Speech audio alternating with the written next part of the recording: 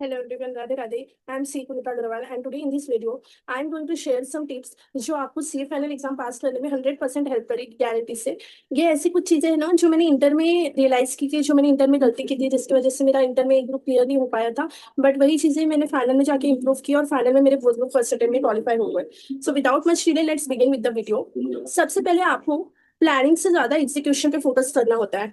हम क्या करते हैं, हम प्लान बनाते हैं, हमारे टारगेट्स मीट नहीं होते, अचीव नहीं होते, फिर हम प्लान को वापस से रिवाइज करते हैं और फिर अगेन वो टारगेट अचीव नहीं होते तो हम प्लान को ही रिवाइज करते होते हैं। तो जितना टाइम और एनर्जी आप प्लानिंग में लगाते हो उतना टाइम और एनर्जी अगर आपने एग्जीक्यूशन में लगाई यानी पढ़ाई करने में लगाई तो उतने टाइम में आपका एक चैप्टर रिवाइज हो सकता है। और वो एक चैप्टर से अगर कोई क्वेश्चन आ गया तो उसके आपको 5 मार्क 10 मार्क जितने मार्क्स भी है वो मिल जाएंगे। लेकिन वही टाइम अगर आप बार बार प्लानिंग में लगा रहे हो ना तो फिर उसका कोई रिजल्ट ही नहीं मिलने वाला, उससे आपको कुछ भी नहीं मिलने वाला। तो मैं ये नहीं बोल रही हूँ कि प्लान मत बनाओ, प्लान बनाओ लेकिन एग्जीक्यूशन पे ज्यादा फोकस करो। अगर आपने एक बार प्लान बना दिया तो प्लान डिसाइडेड है। अनलेस एंड अनटिल बहुत ही एक्सट्रीम कुछ हो जाता है तो आप प्लान को रिवाइज करो, लेकिन बार बार प्लान को रिवाइज मत करो। ठीक है। नंबर 2 चीज इज मॉक टेस्ट। तो ये पार्ट को जो प्लानिंग वाला जो मेरा फॉल्ट था, जो मैं बार बार प्लान बनाती थी, उसको मिटिगेट करने के लिए मैंने क्या किया, मैंने मॉक टेस्ट लगा ली। मॉक टेस्ट से क्या हुआ, उनकी मॉक टेस्ट का एक फिक्स शेड्यूल था और वही शेड्यूल मुझे फॉलो करना है। तो मुझे अपने एंड से कोई एनर्जी नहीं लगानी प्लानिंग करने में, उनका प्लान है बस मुझे उसको फॉलो करना है। तो ये वाला चीज आप भी ट्राई कर सकते हो। किसी भी फैकल्टी की किसी भी टेस्ट सीरीज की टेस्ट सीरीज लगा लो, जैसे मैंने AIR-1 टेस्ट सीरीज की लगाई थी क्योंकि मुझे वो अपने हिसाब से ठीक लगी थी।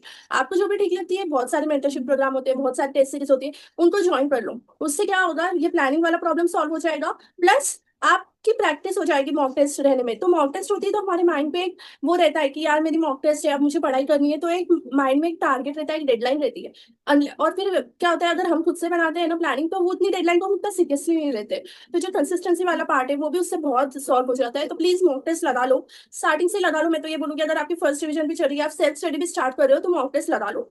ठीक है। थर्ड थिंग इज जो मैंने पर्सनली रियलाइज की है कि क्वालिटी होना बहुत इंपॉर्टेंट है। क्वालिटी से क्या, अगर आपके सिलेबस में फॉर एग्जाम्पल DT में 14 चैप्टर है फॉर एग्जाम्पल, ठीक है। अब 14 चैप्टर में से अगर मेरे 11 चैप्टर ही प्रिपेयर हो रहे हैं तो मैं 11 चैप्टर को बहुत अच्छे से प्रिपेयर करूँ। बहुत अच्छे से मतलब उसके अंदर में जो भी क्वेश्चन आए मुझे आना चाहिए, यानी मेरी कंसेप्चुअल क्लैरिटी 100% होनी चाहिए, हर एक कंसेप्ट मेरा बहुत अच्छे से क्लियर होना चाहिए, प्लस उसके क्वेश्चन भी मुझे जमने चाहिए। और थ्योरी की अगर मैं बात करूँ तो थ्योरी में भी अगेन सेम मेरे कीवर्ड्स मुझे लर्न होना चाहिए, मुझे कंसेप्चुअल क्लैरिटी होनी चाहिए, मुझे पता होना चाहिए कि कौन सा पार्ट क्या बोलने की कोशिश कर रहा है। तो आप समझ रहे हो ना, मतलब पढ़ने के लिए पढ़ना नहीं है, अच्छे से पढ़ना है। ठीक है। तो वो वाला पार्ट ना हमेशा अपने माइंड में रखो जब भी आप कुछ भी पढ़ रहे हो। उससे अगर आप एक रिवीजन कम भी करोगे लेकिन एग्जाम में अगर कुछ आ जाता है तो you will be able to attempt that question. लेकिन अगर आपने बार बार किया और बस ऐसे कर रहे हो, क्वालिटी मेंटेन नहीं है ना, तो वही सारा गेम होता है। तो ऐसा नहीं है कि भाई मैं 4 रिवीजन कर रही हूँ, 5 रिवीजन कर रही हूँ लेकिन मैं क्वालिटी पे ध्यान ही नहीं दे रही हूँ, तो उसका कोई यूज नहीं है। लेकिन अगर आपने 2 रिवीजन भी ढंग से की ना तो उससे आपको रिजल्ट मिल सकते हैं। ऐसे मैंने कुछ स्टूडेंट्स देखे हैं जो बहुत बार रिवाइज करते हैं बट वो still and up Fehling in exams. लेकिन वही कुछ स्टूडेंट होते हैं जो 2 रिवीजन में या 3 रिवीजन में रैंक लेके आ जाते हैं। तो it is all matter of quality. ठीक है। फोर्थ थिंग इज जो आपका कवरेज होता है, तो हर एक सब्जेक्ट में जो आपका कवरेज होना चाहिए ना, that should be more than 90%।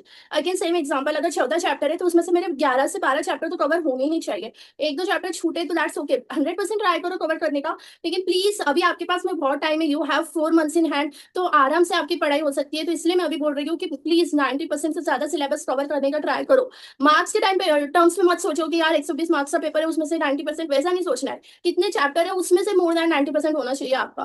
और उसमें ऐसे मत करना कि बड़े वाले चैप्टर उसको छोड़ रहे हो, ये स्टुपिडिटी हम नहीं करेंगे, राइट। हम जो इंपॉर्टेंट चैप्टर है उसको भी कवर करेंगे, बस छोटे चैप्टर उसको भी कवर करेंगे। तो लास्ट में जो 10% छूट रहा है वो छोटे चैप्टर्स कुछ है जो इंपॉर्टेंट भी नहीं है और बहुत छोटे, वो छूटने चाहिए। तो ये वाले लॉजिक के साथ आपको करके चलना है कवर। ठीक है। अब लास्ट में सबसे इंपॉर्टेंट पार्ट ये है कि मैं आप लोगों के साथ में एक प्लानर शेयर करने वाली हूँ सेफ फाइनल स्टूडेंट्स के साथ में, जिसमें मैं बताऊंगी कि आप 4 महीने कैसे प्लान कर सकते हो। अगेन अगर आपने कोई टेस्ट सीरीज नहीं लगाई है, आप वही हो जो बहुत बार प्लान बनाते हो मेरी तरह, तो वो वाला पार्ट आपका सॉल्व हो जाए, इसलिए मैं ये प्लानर शेयर करूंगी। प्लस उसके साथ बहुत सारी टिप्स भी शेयर करूंगी जो मैंने पर्सनली फॉलो की थी। तो इवन दो अगर आप प्लानर किसी और का फॉलो कर रहे हो, बट वो वीडियो को जरूर देखना क्योंकि उसके अंदर बहुत सारी अमेजिंग टिप्स होने वाली है। और अगर ये वीडियो आपको अच्छी लगी हो, do give it a like and share with your friends. और प्लीज चैनल को सब्सक्राइब कर लेना ताकि आपको वो वीडियो की नोटिफिकेशन आ जाए। Till then bye bye, thank you, Radhe Radhe.